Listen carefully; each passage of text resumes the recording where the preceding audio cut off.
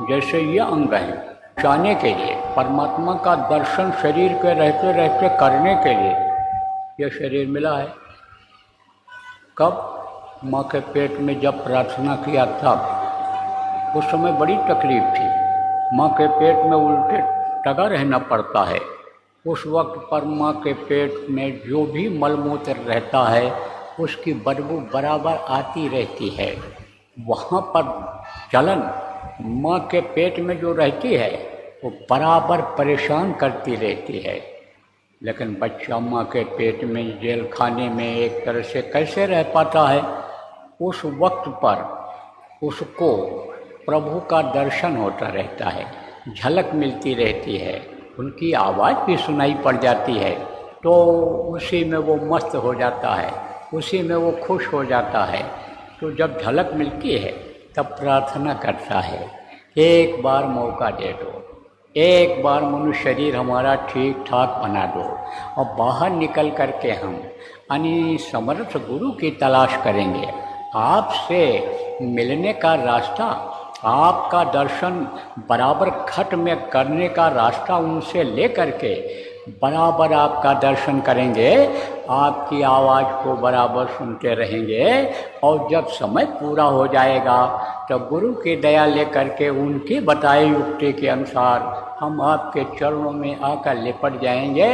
फिर हम कभी भी चरण को नहीं छोड़ेंगे। वहाँ पहुँच जाने के बाद आप ये समझो कि फिर जीवात्मा इधर नहीं आती है, बिल्कुल नहीं आती है। अब आपको बता दें थोड़ा पुराने लोगों को जो सत्संग सुनते रहते हो, ये जीवात्माएं नरकों में जाने लगी। कब जाने लगी?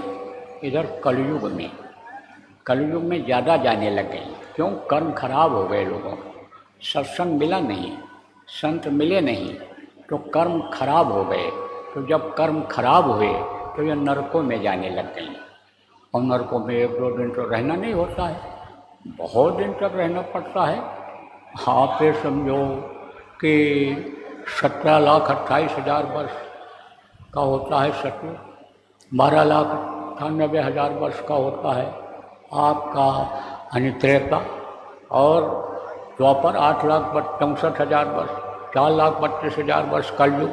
ये चारों युग जब बीत जाते हैं तब एक चौकड़ी होती है, और 72 बार जब चौकड़ी बीतती है तब एक मनमंत्र होता है, और 14 मनमंत्र जब बीत जाता है तब एक कल्प होता है। तो एक एक कल्प एक एक नरकों में कर्मों के अनुसार रहना पड़ता है, भोगना पड़ता है, बहुत तकलीफ होती है। तो वहाँ तो कोई बचाने वाला है नहीं, कोई बचाने वाला नहीं। कितना भी गुहार लगाओ, आवाज़ तो जाती है 100-100 कोस तक, लेकिन उधर कोई जाना ही नहीं पसंद करता है, तो सुनने वाला कोई रहता नहीं। तो वो जो सबका सृजनहार है, जो सबका पिता है, वो सुनता है कि हमारे जीव देखो तकलीफ़ झेल रहे हैं,